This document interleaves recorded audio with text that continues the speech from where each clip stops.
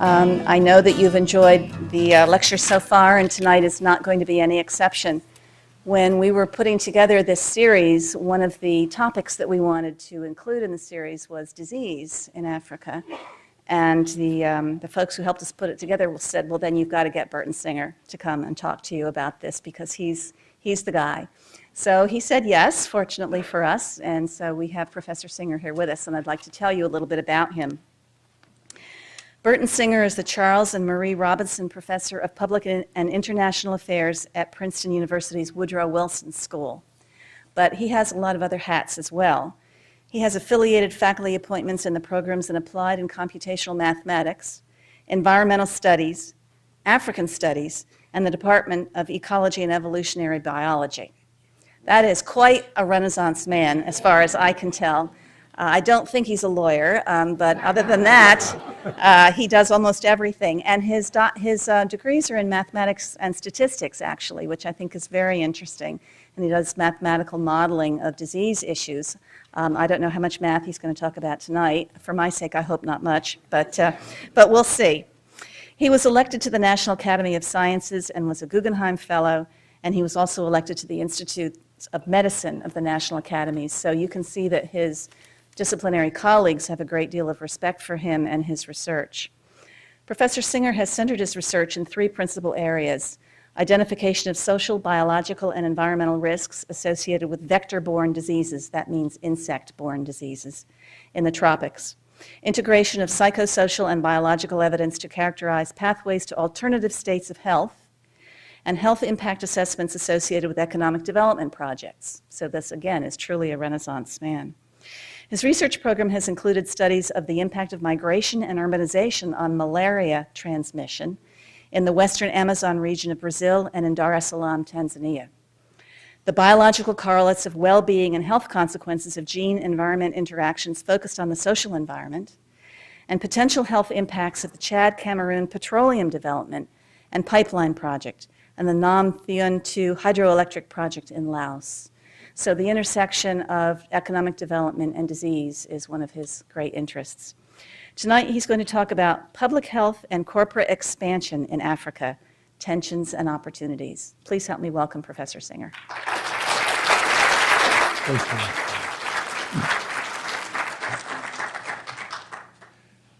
Thank you very much for the kind introduction, and the statement about multiple interests is probably a clear reflection that I still don't know what I want to do when I grow up, and there's probably a lot of truth in that. What I wanted to talk about tonight is an aspect of, it's both health on the positive end and disease in an African context, but that'll be a piece of it, at least that connects with public health, that gets a lot of publicity, is very much in the public domain, limelight, and so on. And another segment, which I think has been vastly more successful at doing something about disease issues in Africa, also in other parts of the world, and that is work done by the corporate sector. Much of the corporate sector activity falls well under the academic radar screen as far as I can see. It also falls well under the regular public health radar screen. And I feel personally that that's unfortunate. And so the only thing I've been able to do to make some attempt to change the game is corral some good postdocs and graduate students to start writing theses on this kind of topic. But I think it still has a long way to go, even in terms of general public awareness. But I may be fooled by making that statement here, and that many of you may know more about this than I do. So we should get started and see where it all leads. I wanted to talk about this topic in 4 parts, so it'll be a symphony, not a concerto. And the first 2 parts will deal with the corporate sector, since I think that's a good way to open the discussion. And it indicates a lot of features that can be done on solving disease problems, not just in an African context, but throughout much of the tropics in ways that at least nobody, as far as I know, has found feasible to do in a public health context. So in order to get going, and I should tell you this will be at least 2/3 of what I have to say, we'll have a malaria focus for several reasons. One of which is that this is a disease that has been around, obviously, for a very long time, and virtually all attempts to get rid of it in one way or another tend to fall short, or as a former colleague of mine, Will Downs, always said, malaria wins again. And that was a common statement. A second feature of this is that there's a lot of discourse about malaria right now in the public health context and even in a research context. And there's an aspect of it that troubles me a great deal. And so let me tell you about that before I get into integrated malaria control in the Zambian copper belt. Most of the discussion right now tends to focus on tools for doing something about malaria, which are concentrated on drugs, distribution of insecticide-impregnated bed nets, some use of indoor residual spraying with DDT even in the present time, and which incidentally at the low doses necessary for dealing with mosquitoes landing on inside walls of houses does not bring you the catastrophic phenomena discussed by Rachel Carson and which has led to all kinds of regulatory policy, but nevertheless, those tend to be the main tools. And then there's a big research effort, and the Gates Foundation has been very much behind this, promoting the development of malaria vaccines, and one does not exist to the present time. There's another component of that kind of funding that's focused on the development of transgenic mosquitoes, which would presumably have the property that they're not very effective at passing malaria parasites onto the human population or picking them up from infected humans. And a lot of this discourse leads you to the position that there must be a lack of tools to do something about this problem. Well, personally, I don't think that's the case at all. So part of what I want to discuss with you, and my reason for wanting to start with the corporate sector, was to at least hopefully present the beginning of a convincing argument that not only are the tools there now, they've been there for a very long time. And it's a question that we might have some discussion about here as to why is the tools that have worked in the past, and working in the past, even though the top of this slide starts in 1930, it could very well be starting in 1901 if we had included Asia, since there was a major malaria control program run in the former Federated Malay States, running from 1901 into the 1920s very successfully, and of a kind that has no counterpart in modern times. So we want to see what all this looks like. So let's take a little visit into modern Zambia, the former Northern Rhodesia. And what we want to do is explicitly pay a visit to the copper belt. And so we're going to just talk about malaria control at 4 copper mines, which were responsible for roughly about 65% of GDP of the former Northern Rhodesia. So this is a major contributor here. And it's these mines that still exist at the present time. They operate or don't, of course, depending upon the world price of copper and who is doing the mine operating. The British colonial companies that ran this operation back in the 1930s and into the 1950s are not in the middle of the game anymore, but they left a residue of, to my mind, very interesting knowledge behind, and that's what we want to focus on. So just to be sure everybody is on the same footing, this is a somewhat complex slide, but let me take you quickly through it so that everybody is on the same wavelength with regard to the transmission process and the life cycle of malaria parasites. Now, a useful place to cut in over here is right at this point, where you have a female Anopheles mosquito biting a human and injecting sporozoites, which is the stage of in the malaria parasite life cycle, when the parasites are in the mosquito salivary glands. The parasites then migrate to parenchymal cells in your liver, and there's an incubation period that'll run anywhere from 7 days to 21 days, depending upon the species of parasite. Afterwards, the parasites come out into the bloodstream, invading and destroying red blood cells as they go, and that's what does you in or not, depending upon how effective your immune system is at functioning against what is at that point asexual reproduction of the parasites. As the cycle goes on in your blood, there is then a process down here that is still not fully understood, whereby asexual reproduction of parasites is then accompanied by another stage where there's male and female versions of the parasites called gametocytes, and I think they're if I know which of these pictures to look at. Yeah, listed all the way down here. And it's only the gametocyte stage that's capable of, if you like, continuing on in the life cycle of the parasite once Anopheles mosquitoes pick them up. If Anopheles mosquitoes bite you and get the asexual stages, the life cycle doesn't continue.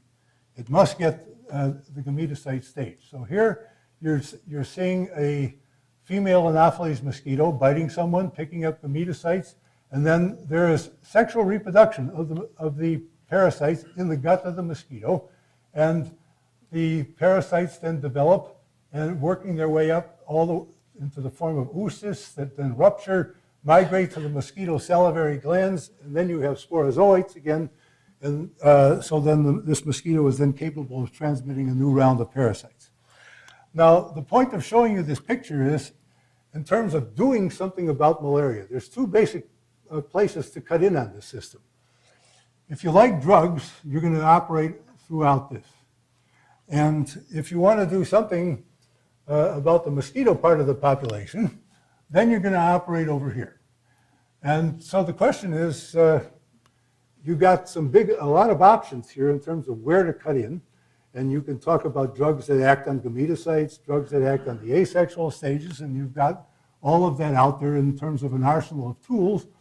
But if you neglect this part of the system where you're going to intervene on mosquitoes, at least it seems to me you miss a big opportunity. And so it's putting the two pieces together, and it'll be more than two pieces in terms of tools, that I think is a central theme of what we want to talk about.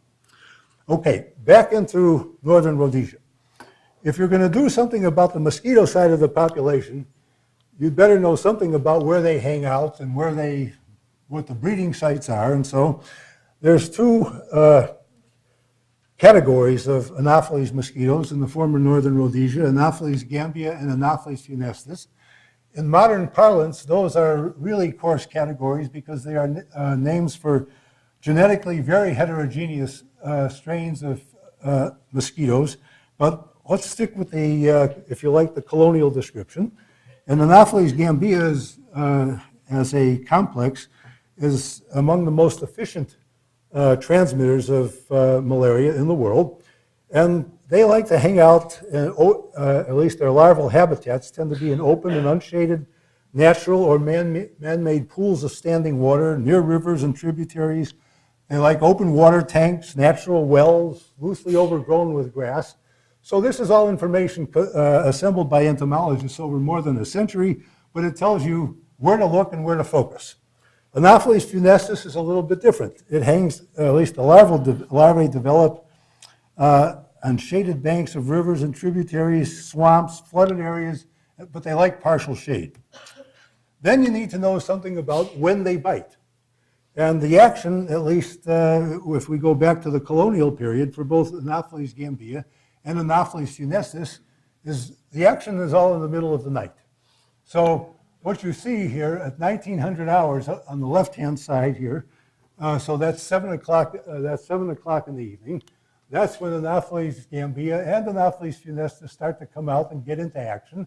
And since they always know where the blood is, and the females need the blood in order to ovulate, so they're really after the human population inside huts at night, and in the middle of the night is when the activity goes on. Lest you think this is a generic picture of what it's like, if you take Anopheles darlingi in the Amazon, you see anything but this, but in fact you see a U-shaped picture where all the biting is at dawn and dusk and almost nothing goes on in the middle of the night. So if you like to do house screening, that's a good thing to do here. And if you like to encourage people to sleep under bed nets, that's a good thing to do in this setting. But if you wanted to shift your activity to the Amazon, it's a somewhat different game to play. Now let's go to one of these copper mines and focus on the Roan antelope copper mine. And this is just one of the four that were on a previous slide. And I have this map. This is actually produced through the British colonial company that ran this mine. The whole idea here is to show you the diverse ecology that's there, and to ask the question, if you're going to do something about the mosquito part of this population, rather the mosquito part of the system, what are some things that you can do? Well, if you look at the legend here where it says drain Dambo, Dambo Dambo is a name for narrow stream that tends to have relatively tall grass on its sides. And if you recall a couple of slides ago, we talked about ideal larval habitats for Anopheles gambia and Anopheles funestus. Well, they are along all those areas. So the rather natural thing is that wherever these Dambos are, drain them. So make the system inhospitable to the local Anopheles. So a lot of that went on. And then you find this dotted line out here, which corresponds to the area which is roughly, you go about 2 miles from the center here out to the boundary. And that was the area that was first drained. That turned out not to be enough. And so what you have is an adaptive process where you expand the area of drainage, and that indeed was one of the big interventions that went on at the Rhone mine. Then over here, and there's it's crosshatched, it says, Dambos filled in by mine tilings. Now the modern environmental activist lobby goes crazy over that. They don't want to see anything of that sort, but if you're in the 1930s in northern Rhodesia under the British colonial system, no problem. So that's another place where you've made the, if you like, the environment, by environmental management, inhospitable to the local Anopheles. So a program put together at this mine site, and in the other three as well, consisted of these environmental manipulations together with, there were drugs, it was only quinine at the time, there was house screening, there's no indoor residual spraying, and there's also sentinel stations here, which I think you can see with some, there are little dots along here. That's where sampling goes on to find out whether or not you're picking up local Anopheles in an area that in principle should be clean. And larvicides are also used here. So you have about a six intervention program going on. And the whole philosophy, which somehow seems to be gone from sight in modern parlance, is you've got multiple vulnerable points at which to hit this system. And from the perspective of the mine company operators, well, use them all. Now, why are they so interested in this?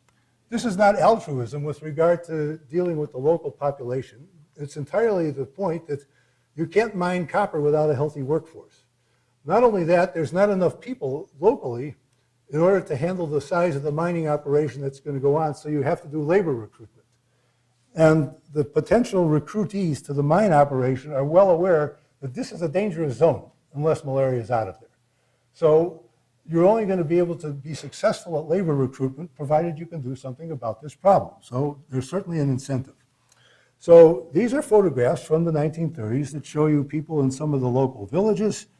This is a two-component picture where what's called hospital prior to the Rhone mine is in the photograph at the top, and this is a hospital put in by the British, and not only for their own employees, but also for people in the local community. So they're starting to develop, if you like, a health system, but this is not public health. It's entirely devoted to seeing to it that you have a healthy workforce and, in fact, a healthy community living nearby. Now, what happens in terms of malaria rates as this process goes on? What you're looking at here is monthly malaria incidence rates in in infected people per thousand.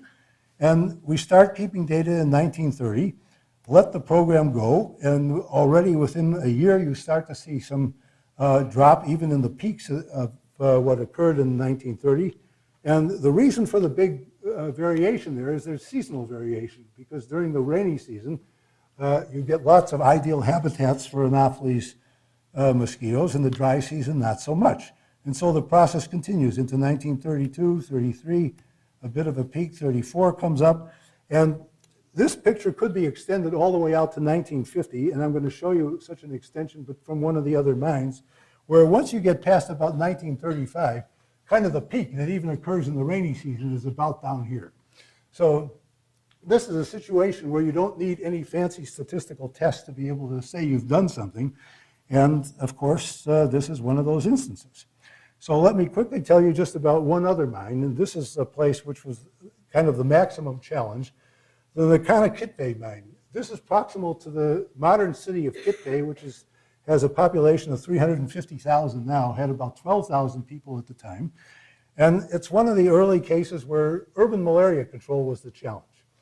Now, what's interesting is that our federal government paid about $2 million some years ago to document that there indeed was urban malaria at Kitwe. Now, a reading of some history would have told them that this is not a new phenomenon. Yes, it's really there, but in any event, bypassing the British colonial literature, they made a little investment to find out the obvious.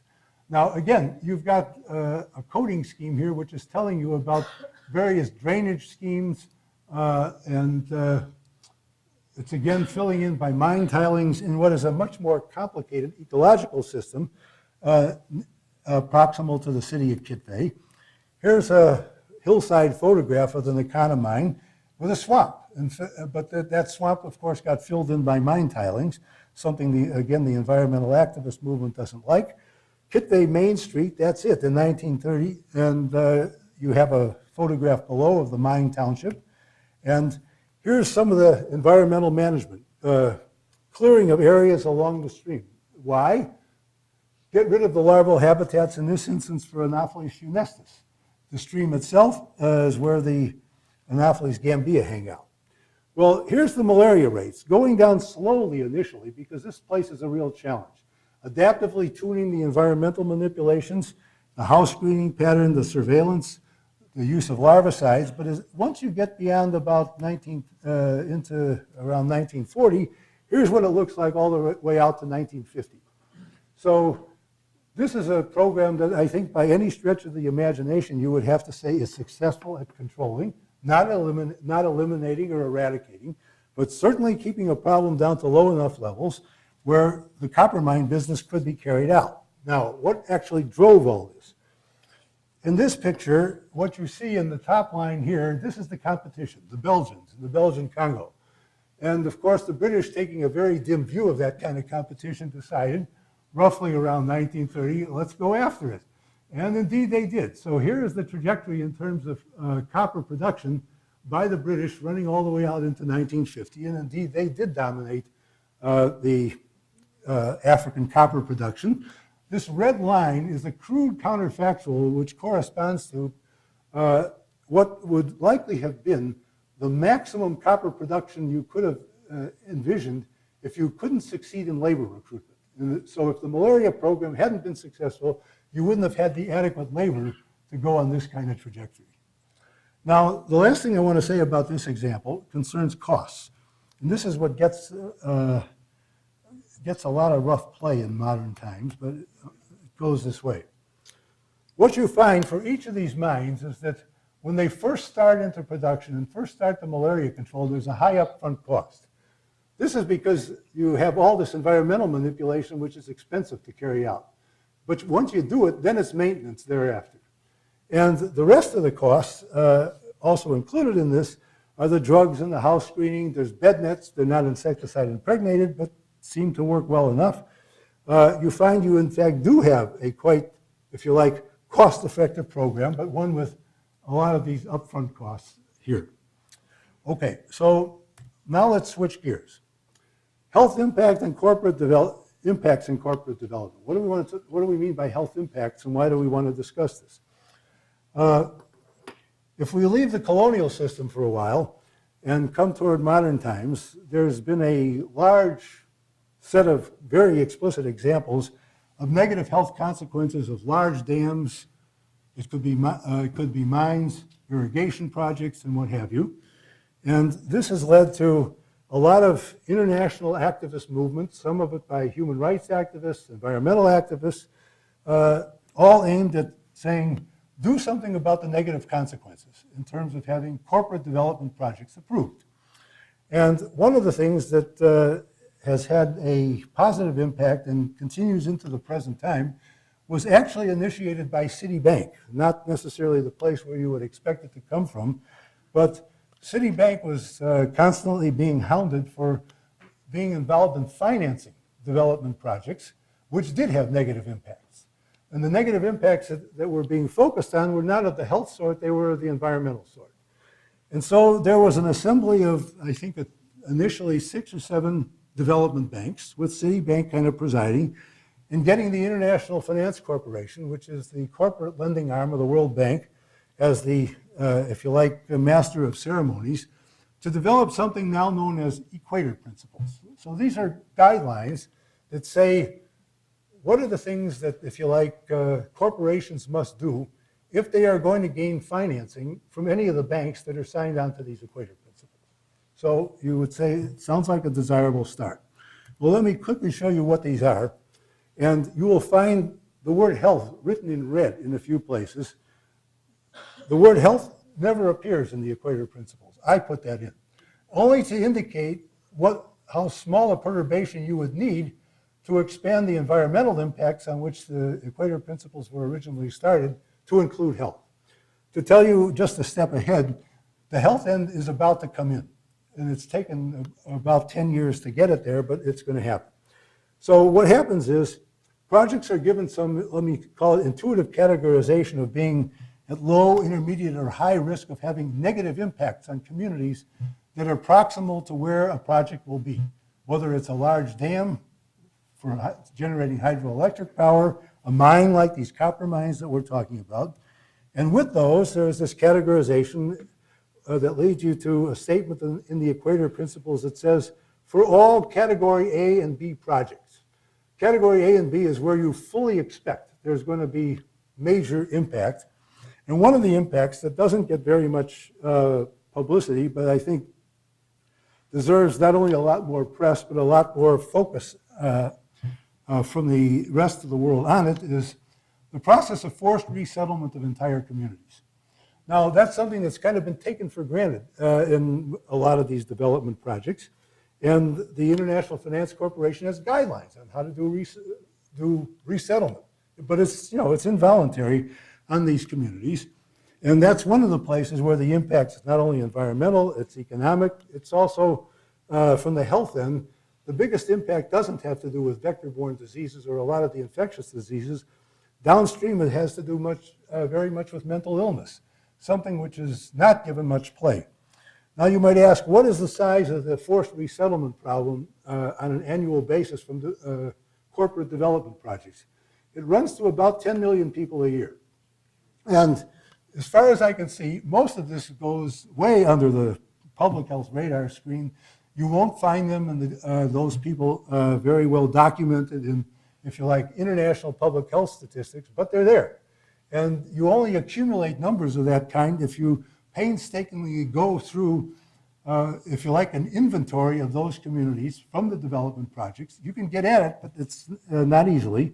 And then you discover, well, this is something really of a major issue.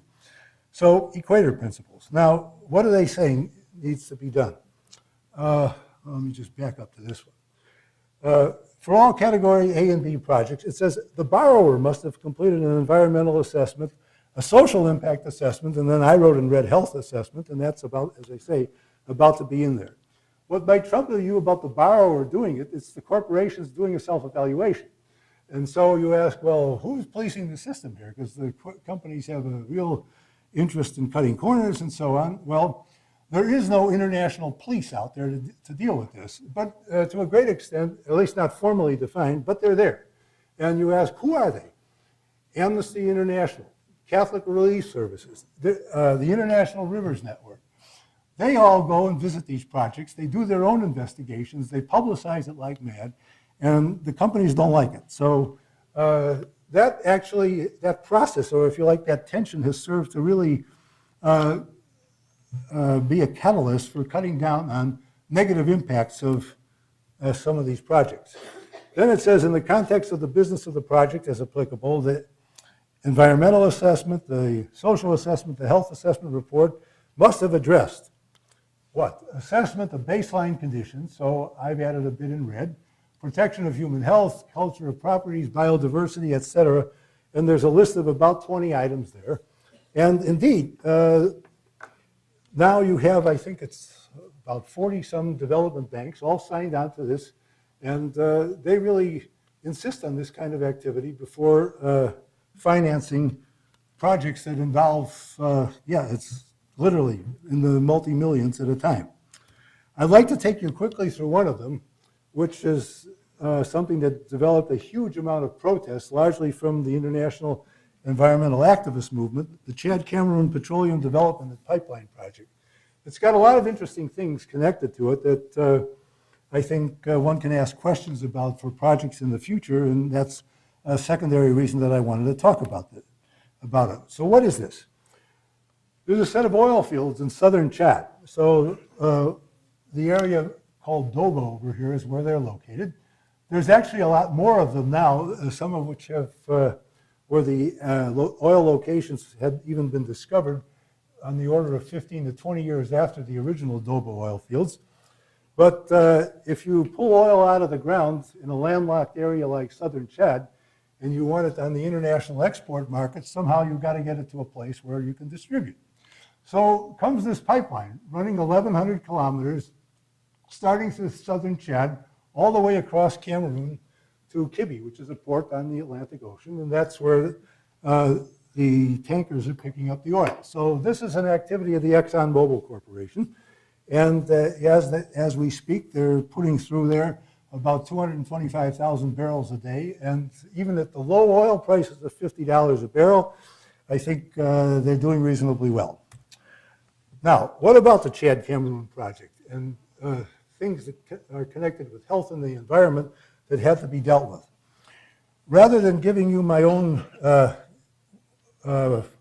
pitch about this, which would carry with it some bias, I thought I should simply be the person communicating what's actually a slideshow produced by Andre Madec of the ExxonMobil Corporation.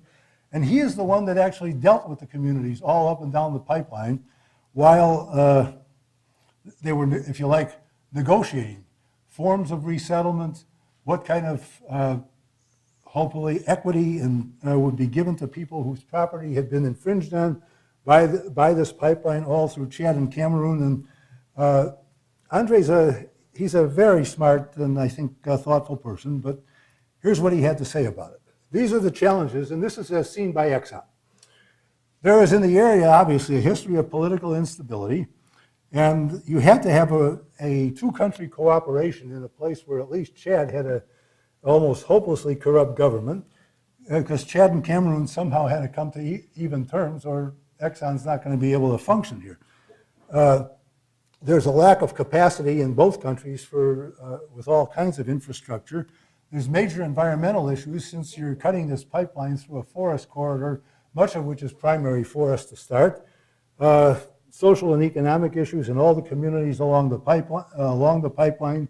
There will be health issues because once you change the local ecology, yes, vector-borne disease is there, but a lot more than that, because wherever you have a place where there's a large number of workers, or the ratio of male workers to females runs about 6 or 7 to 1, this really brings on a stream of commercial sex workers, so HIV transmission starts to pick up all along the pipeline, and that's indeed one of the issues here. And of course, there's operation from NGOs, non-governmental organizations. Then, meeting the challenges. Again, this is Exxon's view. They initiated this public consultation for 7 years, going village to village. And this is Andre Madec himself doing this and leading this parade, to do pipeline route selection, which would minimize impact. There was a compensation process set up and discussed with the local communities. Job and business opportunities were clearly there for people working in the communities. And of course, they needed some program to respond to potential oil spills. And as many of you undoubtedly remember, Exxon had a little problem with oil spills up near Valdez, Alaska. And the idea was not to replicate that kind of situation, not on water, but on land. So they put together an environmental management plan. This is part of the Equator Principles, but then you ought to ask yourself, why is Exxon worried about borrowing from development banks? I mean, they can buy half of them.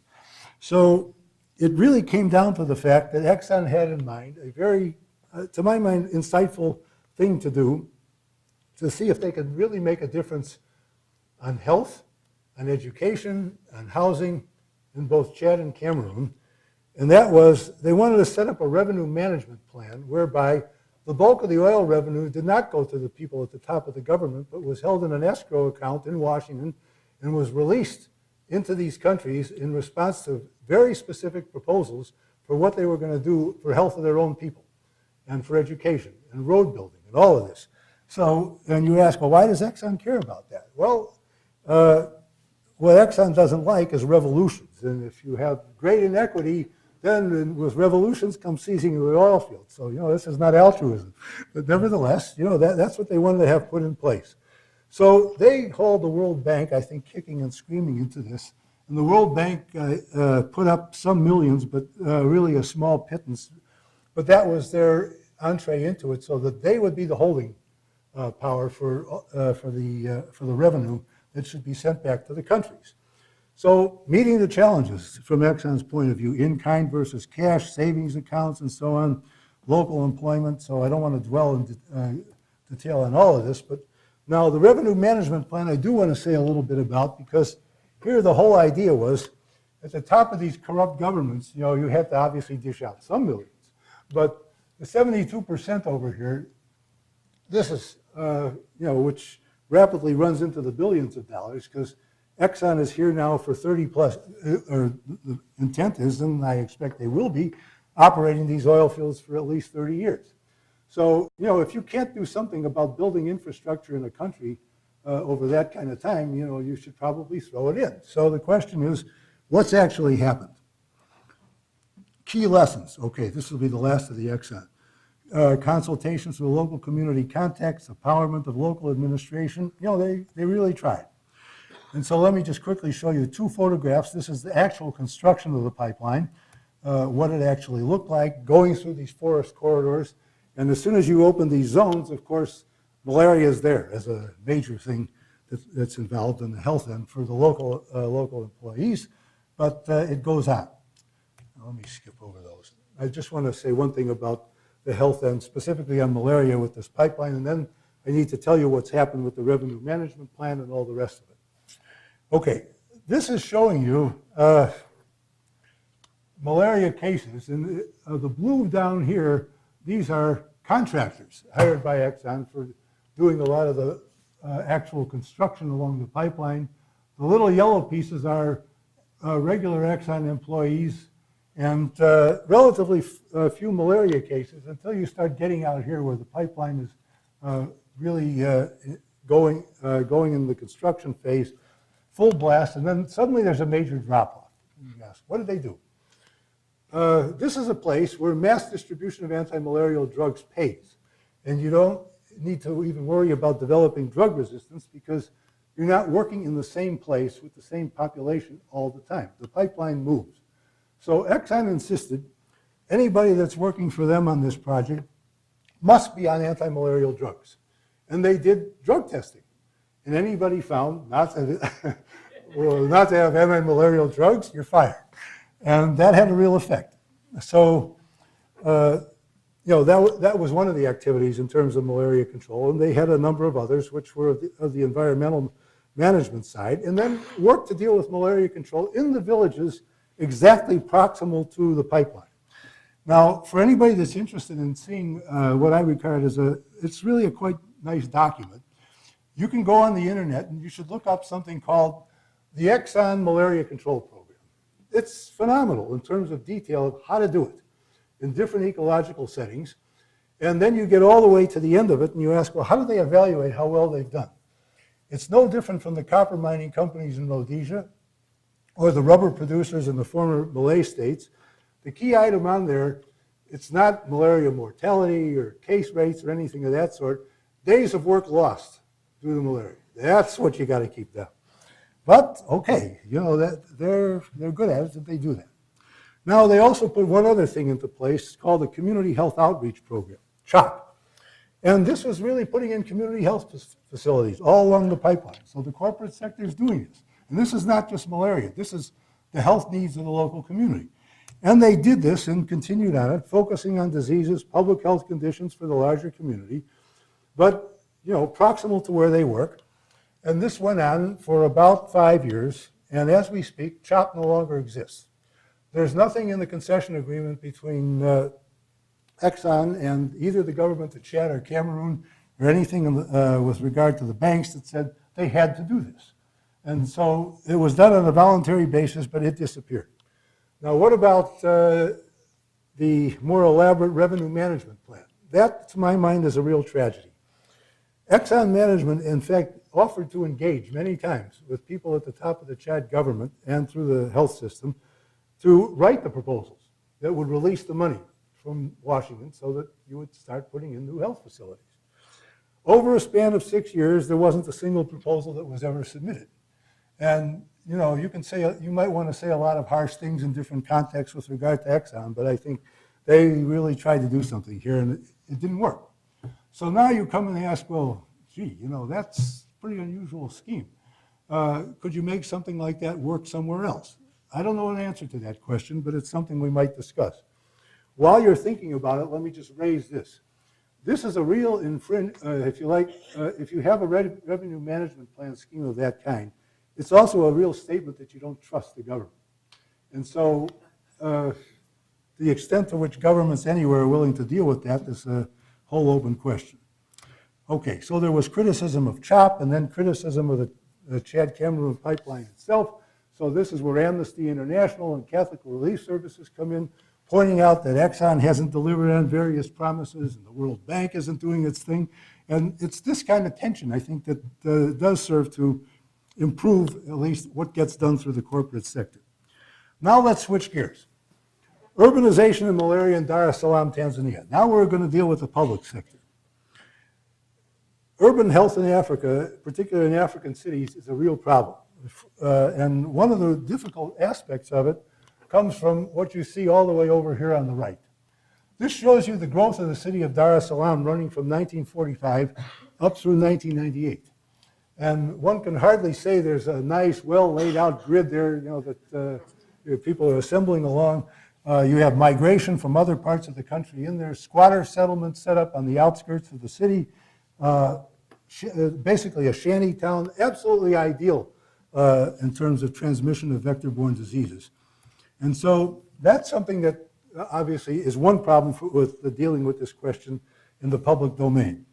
A second issue, and I'm talking about it here quickly for Dar es Salaam, but it's true of African cities generally, urban agriculture is a common thing. So any place where there's agricultural plots, you have terrific breeding sites for local anopheles.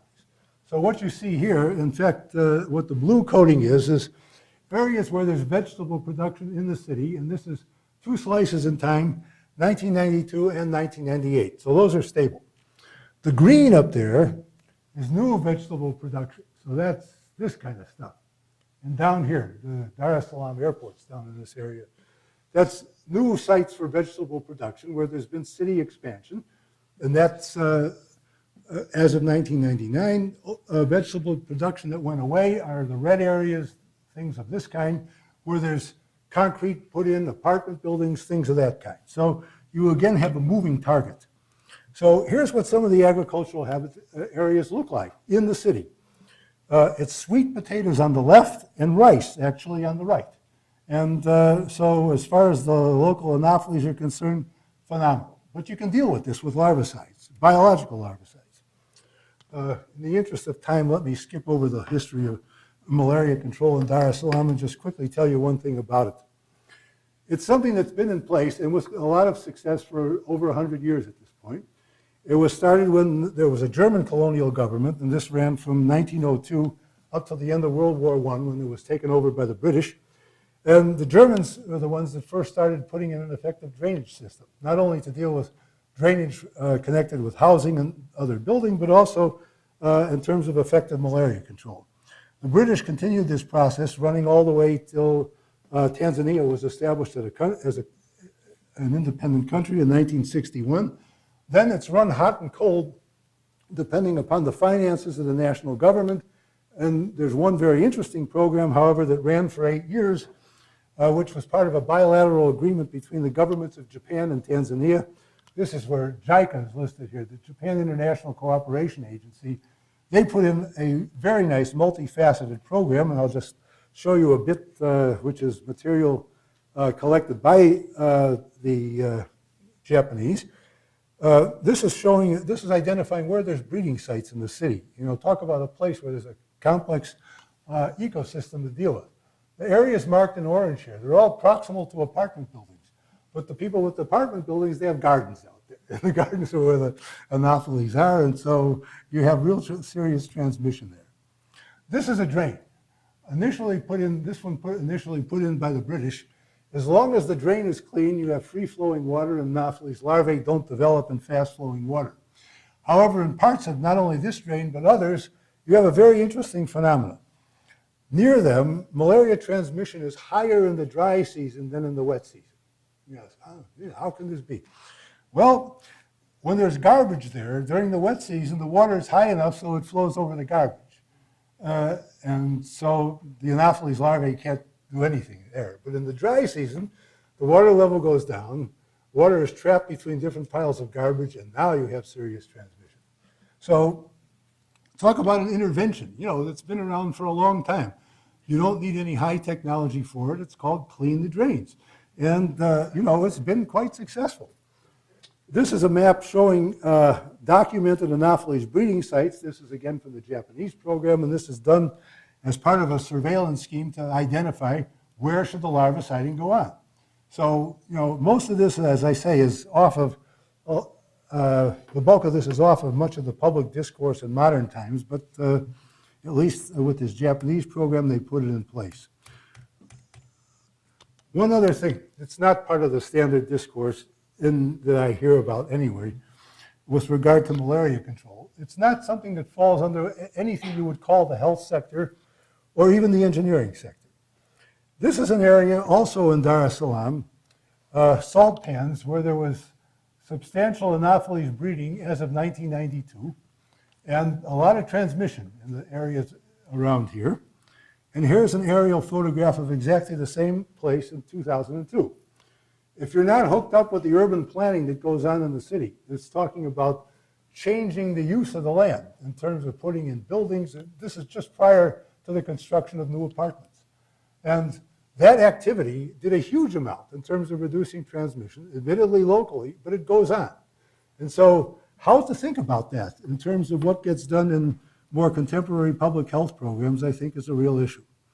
The last thing I wanted to show you connected with Dar es Salaam is this is a hand-drawn map.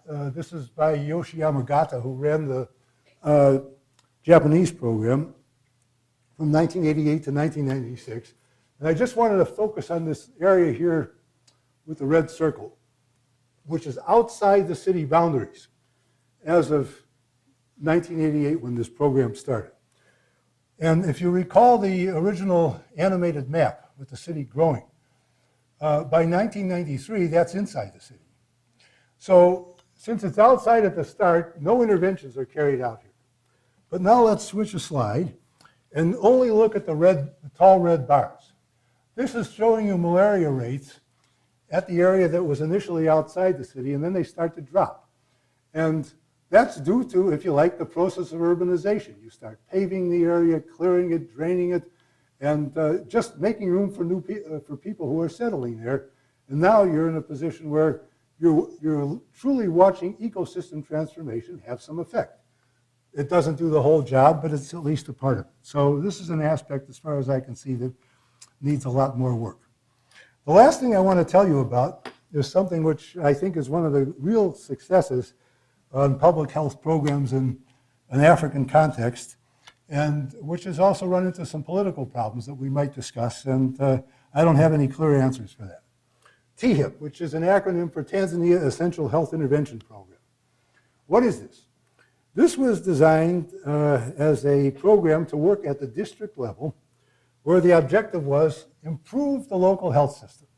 No new high technology interventions, and this is not malaria specific. Deal with the health problems of the people in the district, wherever they are. And these are going to be districts where there's no information, in effect, in advance of the start of the THIP program on what exactly are the scope of the problems. What are the main ones? You need data collection of some kind.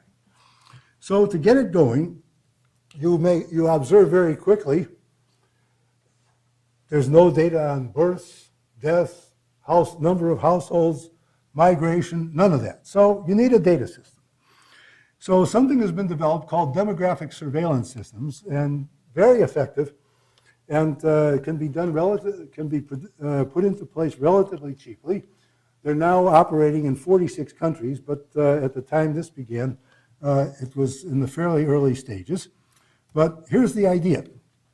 You go into a district, do an initial census of an area. You were covering on the order of about 170,000 people at a time, and it's households. And then there's repeated observation going back to the same households, where you're inquiring not only about household composition, demographic information, health information. What are the health problems in the household for kids, for people of all ages? And so now you get a documentation of, if you like, the health status of a community, or in fact, the health status of a district. And then you come along and ask, well, what does this start to look like? And let me skip over a few of these. And here it starts. This is, I think, initially from the Rufiji district in Tanzania, where you have what are called intervention addressable classes of diseases. The top of the heap here are things like diarrheal disease, and it's diseases of childhood. Measles gets in there, whooping cough, all of this stuff. Then, second in the line is AFI, which stands for acute febrile illnesses. So malaria is in there in a big way. When you go a bit further down, STI, sexually transmitted infections. So HIV is there, gonorrhea, and so on. But the point is, you produce this picture where you've got classes of health problems ranked. And the demographic surveillance system is the source of the information. Now, the next picture I think is interesting. This comes from 4 different districts where this was put in. And so you have the red bars showing you the priority of the health problems, but the green is showing you the allocation of the district, of the resources by the district health officer in the absence of this information. So before you had any data collection, it's uniform across categories. And you didn't have to make any loud case to the district health officer showing this picture before it became clear, we need to do something different.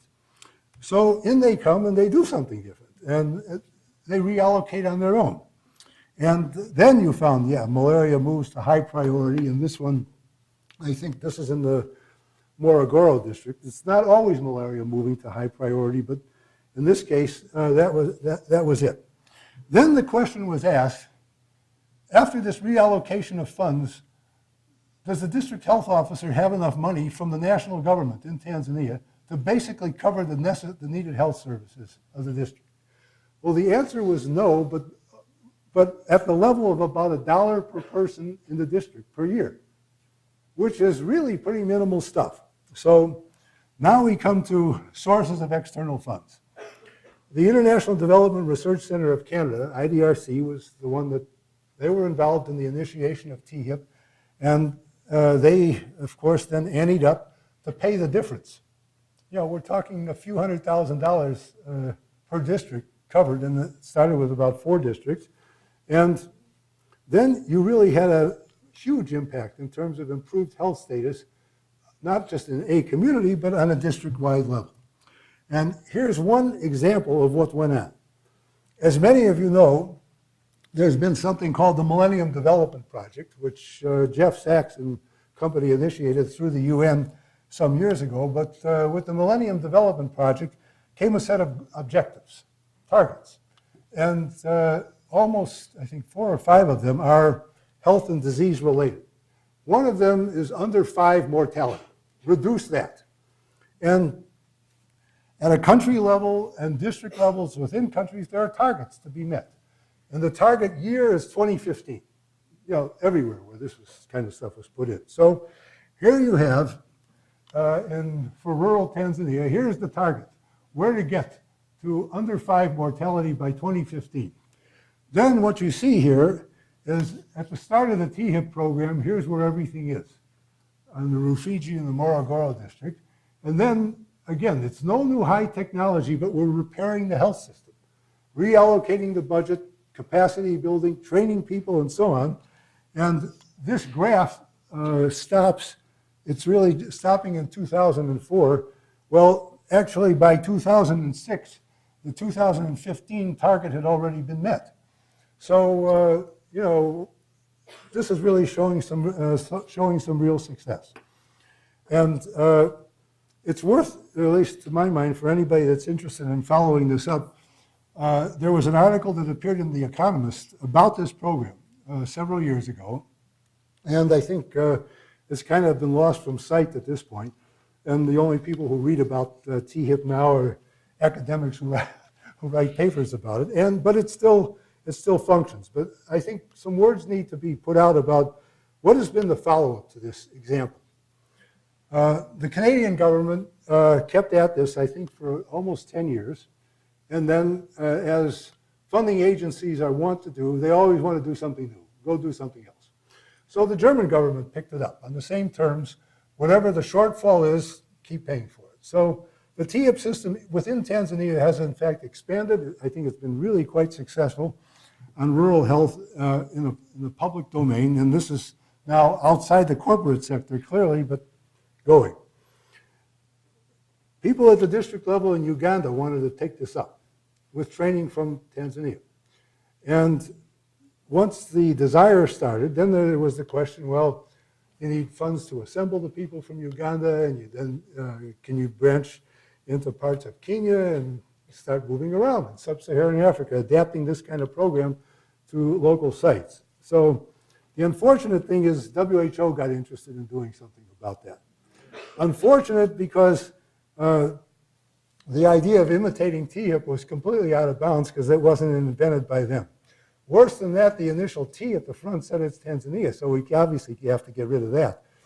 And the upshot is this has never really been expanded in any kind of substantial way. It still sits there operating in Tanzania for anybody that wants to see it or take lessons from it. But to get large international funding to really expand this kind of thing seems to be waiting to happen. And personally, I think it's a very unfortunate thing because this has done a lot without new high technology. There's no new vaccines, there's no transgenic mosquitoes, but it's doing stuff. So the last thing I wanted to conclude on, and then we should, if there's questions, I'm happy to talk a bit. What are some differences between getting things like this going in the public sector and the corporate end? Well, of course, at the corporate end, they don't argue about things such as how much impact did my individual intervention have? How much did drugs alone do, or did bed nets alone do? You got this huge discourse on this in the public sector, but the companies, they don't worry about that. They just say, what are the tools? We got to solve this problem. We're not going to mine copper. We're not going to harvest rubber or whatever it is without a healthy workforce, so they take care of it. That argument never comes up. And of course, they don't have to operate on any kind of notion of democracy. The CEO of the company says, do something about this, and it gets done. So, and they hire very good people who do it, and the lessons are all there. In the public sector, it doesn't work so easily. You have major organizational problems, and even the difficulty of getting something like THIP expanded on a large scale tells you just how difficult it is. If that was a corporate venture, boy, I don't care, if it's Exxon or Newmont Mining, boy, they would have that thing going in no time. But that's not the way it is in the public domain. So I don't have answers for how to solve these larger organizational and political problems, but I think they certainly need some doing. So let me stop here and thank you for your attention, and if there's questions.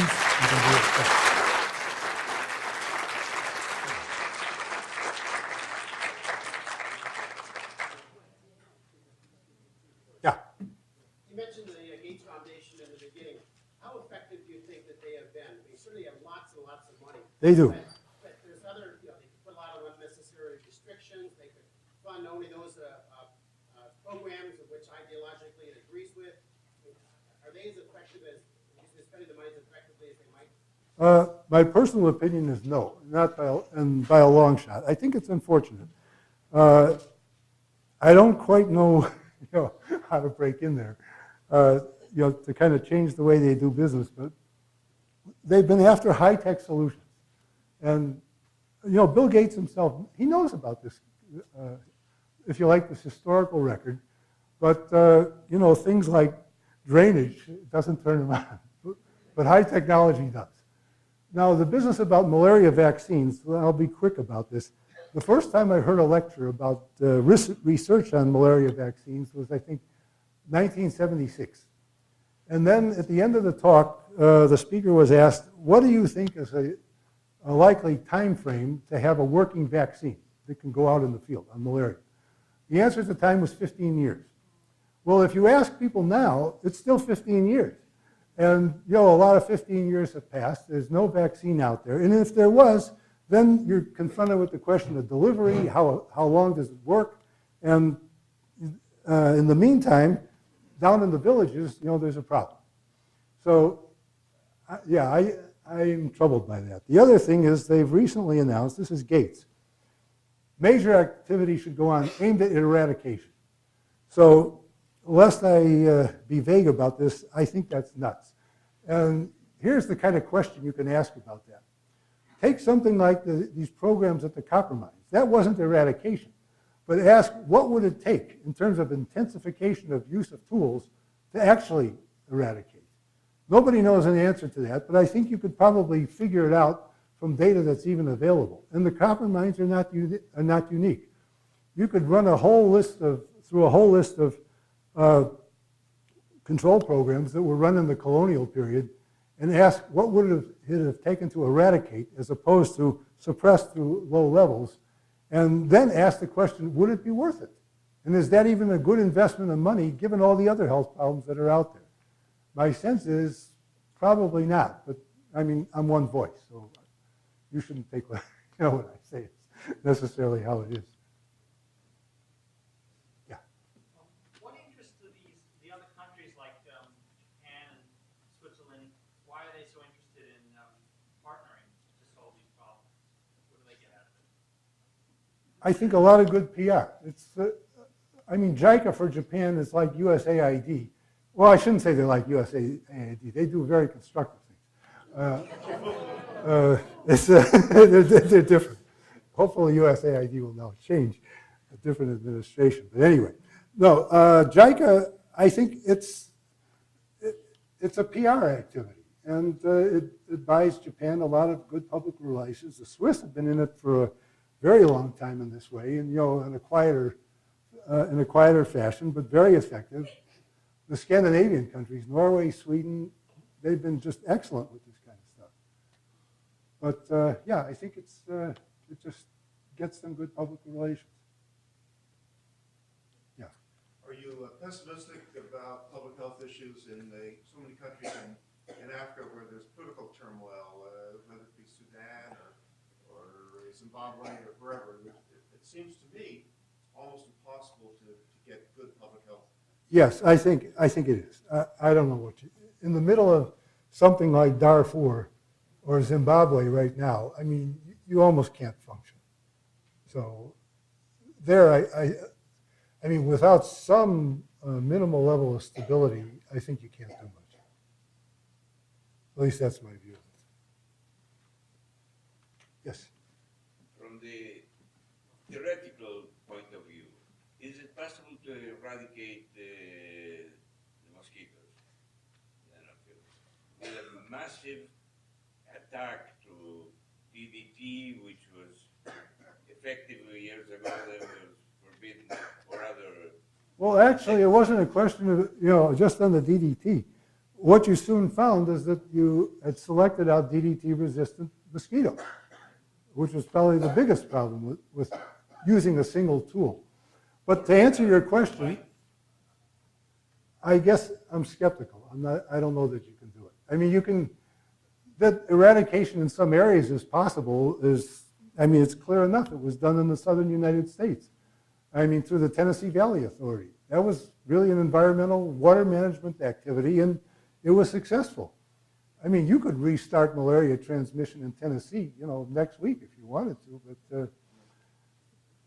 but it's been going and kept away. And there was once lots of malaria in much of the temperate zones in Europe, and eradication there was really successful. When you get in the tropics, I think it's a totally different game. It's because going at it only at the mosquito end, that's only part of the system. My own view is any attempts have got to use multiple tools. A difficult thing, not to dwell on the difficulties of dealing with this, is let me just discuss the Amazon for a second. there are groups of people, mainly rubber tappers in the western Amazon, who have malaria and have it to some extent for a large part of every year, but they're asymptomatic. Having had them, once you're getting some fresh bout of malaria each year, it basically acts as an immune booster. Now, the people who are asymptomatic, however, are also good transmitters to the new people who come in whose immune systems haven't been challenged that way before. So if you talk about eradication, and now you say, I want to screen all these asymptomatics as well, I mean, you really have a difficult problem with even trying to find out where the people are if you work on the people side. And in dealing with the mosquitoes, yes, I mean, you can make vast areas totally inhospitable to them by just paving it. But, you know, I'm not a fan of paving the Amazon. But I think it's not so straightforward. I mean, I could be wrong about all this. Okay. One more? Yeah. Yes. Last week was the 20th anniversary of the Exxon Valdez spill. Yeah. And I was surprised to find out that not a penny has been paid in remuneration to any of the fishing people or the people in the village by Exxon. I was just curious. You said that the revenue sharing from the Chad Cameroon project was put into banks. What happened to it? It's still there? It's still there. That's a different one. Yeah, I mean, now you're talking about a place where you can do some criticism on Exxon. But yeah, the Exxon Valdez oil spill is a whole other topic.